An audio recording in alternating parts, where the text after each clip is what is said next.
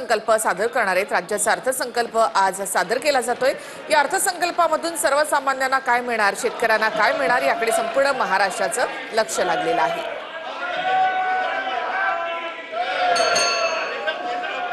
चष्मा घाल दो, चष्मा।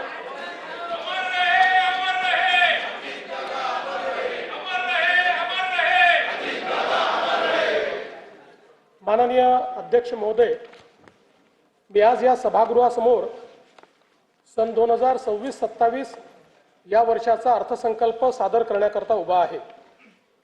हा अर्थसंकल्प केवळ आगामी वर्षाचा जमा खर्च नसून तो विकसित महाराष्ट्र 2047 कडे जाणाऱ्या आपल्या प्रवासाचा एक महत्त्वाचा टप्पा आहे।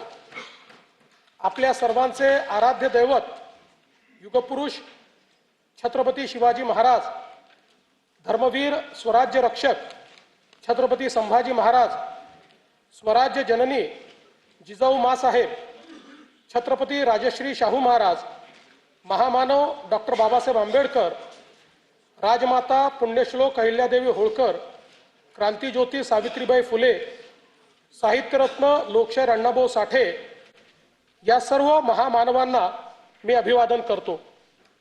आधुनिक भारतातील सामाजिक क्रांतीचे अग्रदूत, थोर समाज सुधारक व मानवी मूल्यांचे पुरस्कर्ते महात्मा ज्योतिराव फुले यांच्या जन्माला 11 एप्रिल 2027 रोजी 200 वर्ष पूर्ण होत आहेत।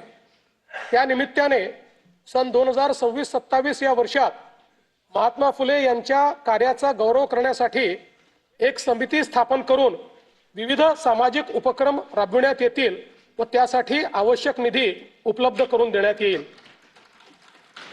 संत गाडगेबाबा यांचे हे 150वे जयंती वर्ष आहे।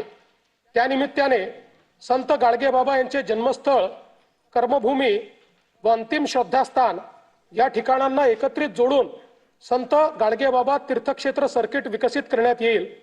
ग्रामीण भागाच्या सर्वसमावेशक विकासासाठी प्रमुख राज्यस्तरीय अभियाने एकत्रित करून संत गाडगेबाबा ग्राम समृद्धी अभियान राबविण्यात येईल। तसेच संत गाडगेबाबा उन्नत ग्राम योजनेअंतर्गत 75 गावांमध्ये कृत्रिम बुद्धिमत्तेच्या सहाय्याने नागरिकांचे जीवनमान उंचवण्यासाठी पथदर्शी प्रकल्प राबविण्यात येईल।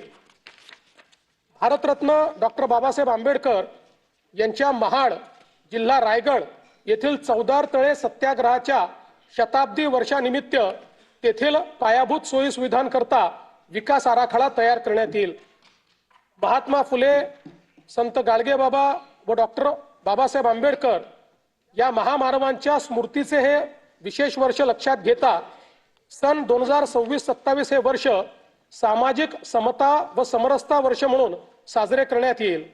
त्यांच्या कार्याचा गौरव करून विविध सामाजिक उपक्रम राबविण्यासाठी आवश्यक निधी उपलब्ध करून देण्यात येईल। हिंदुहृदय सम्राट बाळासाहेब ठाकरे यांच्या जन्मशताब्दी वर्षपूर्ती निमित्त मी त्यांना अभिवादन करतो। त्यांच्या दादर मुंबई येथील राष्ट्रीय स्मारकाचे पहिल्या टप्प्याचे काम पूर्ण झाले असून दुसऱ्या टप्प्याचे काम जून 2026 पर्यंत पूर्ण करण्याचे नियोजन आहे।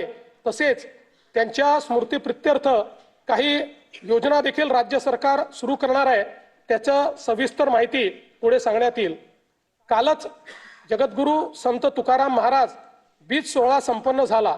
संत तुकाराम महाराजांना वंदन करून देहू येथील राष्ट्रसंत जगद्गुरु संत तुकाराम महाराजांच्या जन्मस्थानाच्या जतन व संवर्धनासाठी विकास आराखडा हाती घेण्याची मी घोषणा करतो।